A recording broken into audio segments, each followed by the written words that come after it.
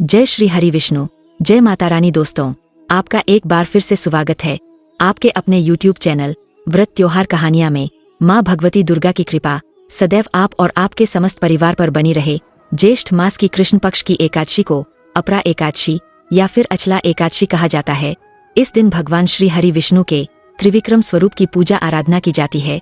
इस दिन व्रत धारण करने से और भगवान श्री हरि विष्णु की पूजा करने से कीर्ति, पुण्य और धन की वृद्धि होती है। और अपरा एकादशी का व्रत धारण करने से ब्रह्म हत्या, परनिंदा और प्रेत योनि जैसे पापों से भी मुक्ति मिल जाती है। इस दिन तुलसी, चंदन, कपूर, गंगा जल से भगवान विष्णु की पूजा करने का विधान है। पुराणों में तो यहाँ तक कहा गया है कि अपरा एकादशी का अगर आप व्रत करते हैं तो आपको गंगा तट पर पितरों को पिंडदान करने के बराबर पुण्य फल प्राप्त हो जाता है। तो आज की वीडियो में आप जानेंगे कि अपरा एकादशी साल 2024 में कब है, एकादशी की तिथि कब प्रारंभ हो रही है, कब समाप्त हो रही है, व्रत आपको कब धारण करना है और द्वादशी तिथि कब प्रारंभ हो रही है, कब समाप्त हो रही है। इसके साथ ही हरिवासर की समाप्ति का समय क्या होगा और इस दिन भगवान श्री हरि विष्णु की पूजा किस प्रकार से करें जिससे कि इस व्रत का संपूर्ण फल आपको प्राप्त हो।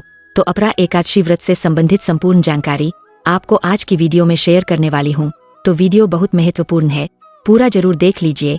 अच्छी लगे वीडियो तो लाइक भी जरूर कीजिए, क्योंकि आपके लाइक्स, आपके कमेंट्स मेरे लिए बहुत महत्वपूर्ण होते हैं।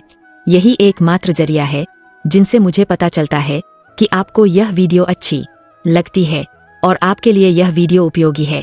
तो अगर वीडियो अच्छी लगे तो लाइक तो जरूर ही कीजिए। एकादशी से एक दिन पहले दशमी तिथि के नियम का पालन किया जाता है। दशमी तिथि को शुद्ध और सात्विक भोजन लेना चाहिए। सूर्यास्त होने के बाद अन्न का और नमक का सेवन नहीं करना चाहिए। मतलब शाम को सूर्यास्त होने के बाद आपको भोजन नहीं करना है। ब्रह्मचर्य का पूर्ण रूप से पालन करना चाहिए और अगर संभव हो तो भूमि पर शयन करना चाहिए। एकादशी को ब्रह्म मुहूर्त में उठकर और नित्य कर्मों से निवृत्त होकर स्नान कर लीजिए। इसके बाद साफ स्वच्छ वस्त्र धारण करके भगवान सूर्यदेव को जल देकर और अपने घर के मंदिर में भगवान श्री हरि विष्णु के सामने दीपक जलाकर अपने व्रत का संकल्प ले लीजिए। इसके बाद आपका व्रत प्रारंभ हो जाता है। अब विधि विधान से भगवान श्री हरि विष्णु की पूजा कर लीजिए, जैसे कि पंचामृत से अभिषेक करके और पीले वस्त्र उन्हें अर्पित कर दीजिए। पीले चंदन से भगवान श्री हरि विष्णु का अभिषेक करके और पीले रंग के पुष्पों से उनकी पूजा कीजिए। पंचामृत का भोग भगवान को लगाना चाहिए। जो भी ऋतु फल आपके पास उपलब्ध हो भगवान को भोग स्वरूप अर्पित कर दीजिए।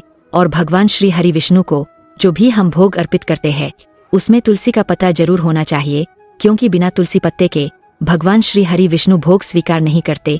लेकिन एकादशी के दिन तुलसी के पत्ते तोड़े नहीं जाते हैं और न ही तुलसी में जल दिया जाता है। ऐसे में एकादशी से एक दिन पहले यानी कि दशमी तिथि को तुलसी के पत्ते तोड़कर रख लीजिए और फिर वही पत्ते भगवान श्री हरि विष्णु को भोग में अर्पित कर सकते हैं। एकादशी के दिन तुलसी में जल नहीं देते हैं, लेकिन तुलसी में दीप धूप जरूर लगाना है। तो तुलसी में जल मत दीजिए, लेकिन शाम के समय या फिर सुबह भी आप चाहे तो तुलसी में दीपक जला सकते हैं।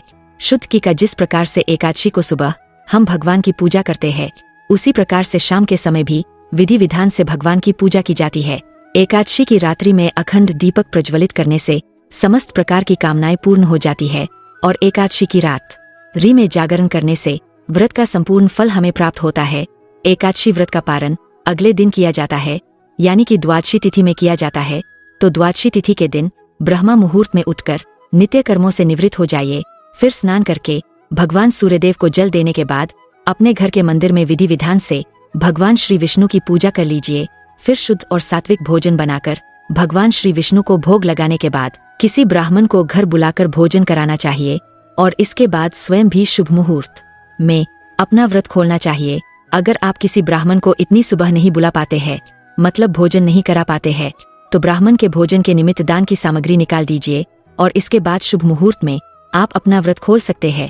अपरा एकादशी की तिथि प्रारंभ हो रही है 2 जून 2024 को सुबह 5:04 पर और एकादशी तिथि समाप्त हो रही है 3 जून 2024 को सुबह 2:04 पर। ऐसे में एकादशी का व्रत कब किया जाएगा? तो देखिए, इस बार अपरा एकादशी का व्रत 2 दिन किया जाएगा। कई भक्त हैं जो कि 2 जून को यह व्रत धारण करेंगे और कई स्थानों पर एकादशी का व्रत 3 जून 2024 सोमवार को भी किया जाएगा। वैसे 3 जून को एकादशी तिथि सुबह 2:41 पर ही समाप्त हो जा रही है और 3 जून को पूरे दिन द्वादशी तिथि ही रहेगी।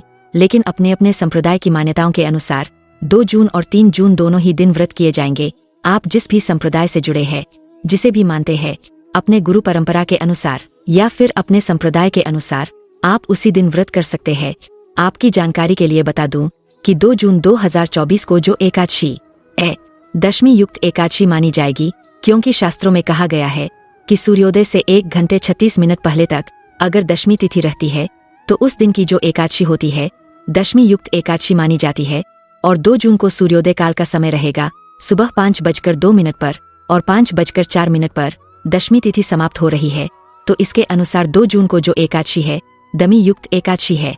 तो वैसे तो दमी युक्त एकादशी नहीं करनी चाहिए, लेकिन अगर हम किसी संप्रदाय से जुड़े होते हैं, जैसे कि अगर आप किसी भी मत से जुड़े हो या फिर इकन से जुड़े हो या आप किसी गुरु को मानते हो, तो अपने गुरु के अनुसार, अपने संप्रदाय के अनुसार जिस दिन भी वह बताते हैं उस दिन आप व्रत करते हैं तो आपको कोई दोष नहीं लगता है।